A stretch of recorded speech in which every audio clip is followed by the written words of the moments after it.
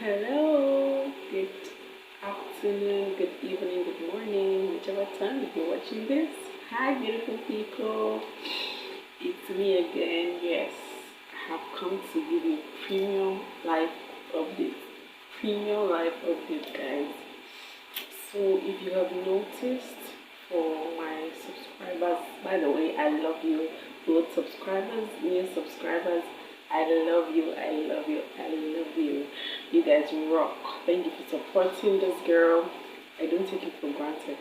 So, if you have noticed that I've not always been frequent, consistent, with the posts, with posting on my YouTube channel, that's because a lot has been going on, and have come to give you a little, update on what has been going on.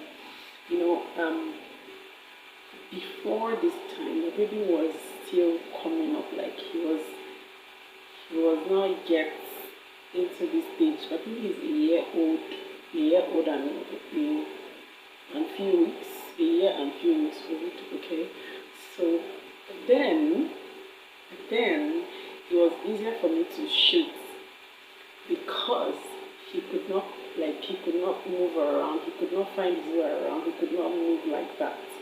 He wasn't able to crawl, he wasn't able to move around like that. Okay, but now my guy is just everywhere, guys. He's just everywhere. Like, there is literally nowhere my baby cannot enter now, because he can crawl, he can stand now, although he's still, he's not perfect, but he can stand. And it's so hard because whenever I want to shoot and I set up the whole thing, he's just, fascinated and wants to pull the wires and wants to pull my ring light. It's not been easy. And if someone is not around to, play with him or hold him, something like that, or distract him, I will not be able to shoot. So that is the reason I have not been consistent, guys. And besides, at some point, it got overwhelming, because he was just all over the place, and I'll be running after him. It gets draining. It was much easier. I didn't know that it would get a bit challenging as it grows, you know, but at least now I know. Nobody told me that it would get a bit challenging. So it was easier before now, because if you keep him one place, he will stay there. If you lay him on the bed, that's where he will stay. He won't be able to come down to your door, whatever you're doing, and then go attend to him.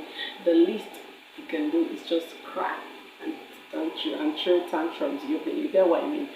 So if you're a mom in the house and you're watching this video, just try back and relate for me, because guys, this thing is not easy at all. It is not easy.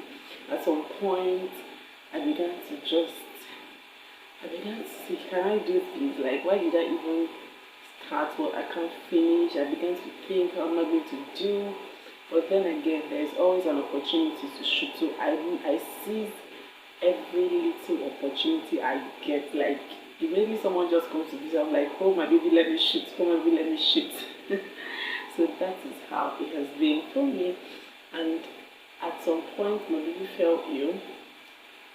Since I gave birth to him, he has never been sick, and I really bless God for that. I am grateful to God for that. He has never been sick. And then few days or few weeks to his birthday, his first birthday, okay, he fell sick. And I have never seen my baby sick. So it was strange to me, and it was a whole new experience for me. And I had to, stay awake most of the night, because I couldn't figure out what was wrong at this. When the sickness started, I couldn't figure out what was wrong. I was like, okay, why is he not behaving normal? His appetite was getting worse. He was not eating. He was throwing up. He became hot, and I was like, wow. He wasn't sleeping. He wasn't comfortable, so he wasn't sleeping. He would cry every time. And then we went to the hospital. When we went to the hospital, the doctor told us that we should have a test. So we went to the lab. We had him tested. We collected his blood samples, and that was another experience for me. got his blood samples and then did the test there, and then they said that they couldn't trace malaria. So since he was having a cold, he was having catarrh, cold, a little cough there. So the doctor was like, okay, since we cannot trace malaria in this test result, let's just treat cold. Let's I think there's a term he used. Doctors in the house help me out. I think he said let's just treat um respiratory infection, respiratory tract infection, something like that. I can't remember. Correct me, just comment below if you get what I'm saying. Okay, so the doctor didn't ask us to treat malaria at that first place. And now we went home with the doctor's instructions, okay? And then my mother-in-law, being a medical person too, was like, we should treat the baby. Like we should give him anti-malaria drugs alongside the cold, the whole drugs, the cold drugs.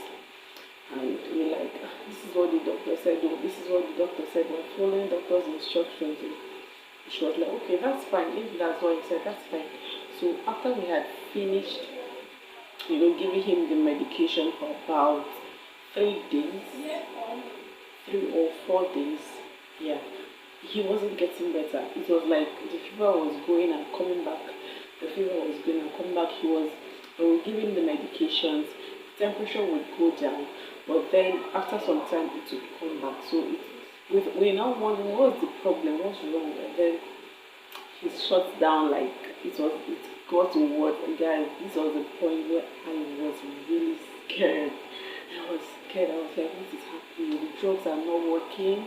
Is it that the drugs are not working? Did the doctor prescribe the correct drugs? I was so worried because it kept the fever kept getting worse. So we now decided we didn't go back to the hospital. We decided to just start off the anti-malaria drugs immediately. So prayerfully and by faith, we started giving him the anti-malaria drugs, and it worked. My baby got well. He recovered himself. Thank God. So guys, that has been the update, and you know how it can be when your baby is sick. The stress of staying awake, the stress of watching him, and everything surrounding him is, in fact, it was a whole lot to go through. But thank God for a supportive partner. Thank God. Okay, so I want to share something. I think during this period when my baby was sick, the sleepless night, the stress got to me a bit, and I think I began to slowly slip into, I wouldn't say depression.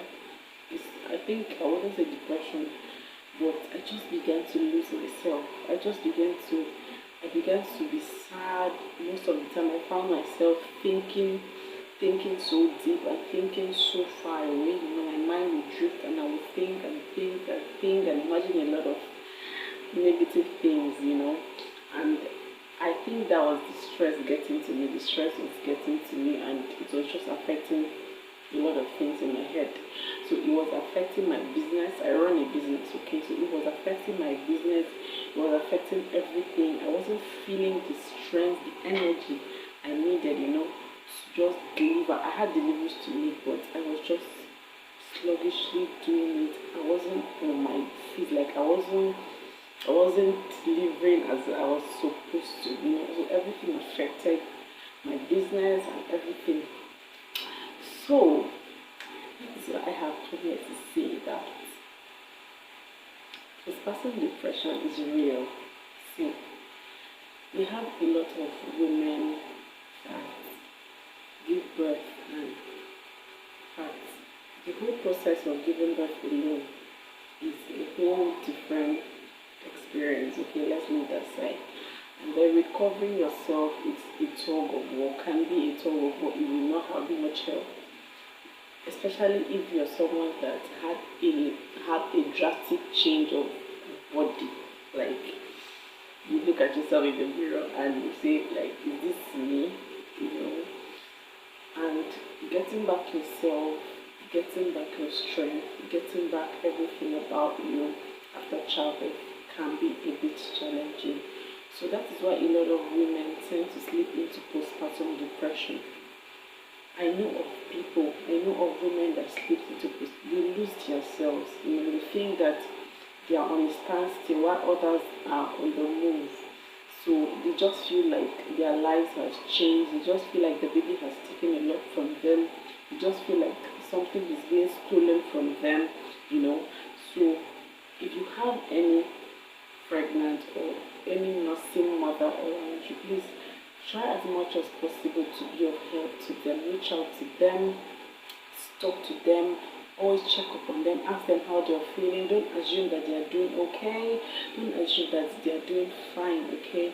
And it is not a time to go and be saying, oh, your tummy is still big, your tummy is still out. Please try and tuck this tummy in. It is not a time to come be indirectly body shaming her. No, no, no, please. You go there, talk to her, let her air out how she's feeling. By so doing, it will make her feel much better. I don't know if you're getting what I'm saying. So there are a lot that contribute to postpartum depression.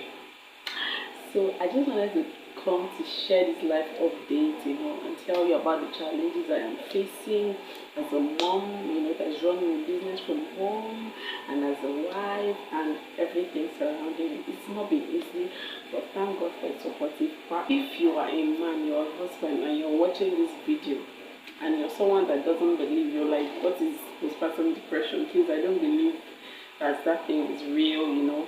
I think women just make this thing up and they just try to overreact. Guy, my brother, it is not overreacting. It is not overreacting. The process that pregnancy puts your body through is something that you can never understand until you go through it. Yes. So, it takes a whole lot from a woman's body. It takes every single thing from your body in order to grow that life and bring it to birth. Okay, so please, if you're a husband, if you're a man, do not say your wife is overreacting. Please, if she's complaining of something and she's always down, you see her mood is always down, do not say that she's being dramatic. Some men will say, now women, they are always dramatic. No, please find a way to talk to her. Find a way to, get her to talk to you. Try to find out what she's feeling, how she's feeling, what's going on in her head. Because trust me, during this period, a lot is going on. A lot is going on. A lot is going on, I'm telling you.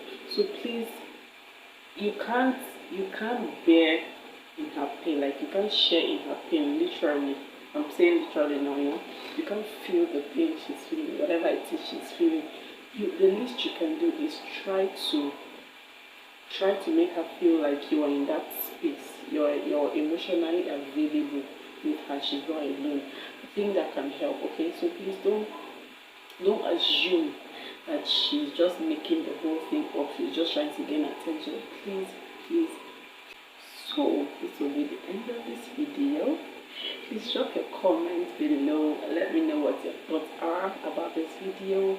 I would really like to see your comments. Okay. Alright, that'll be all for now. Thanks for watching. Bye.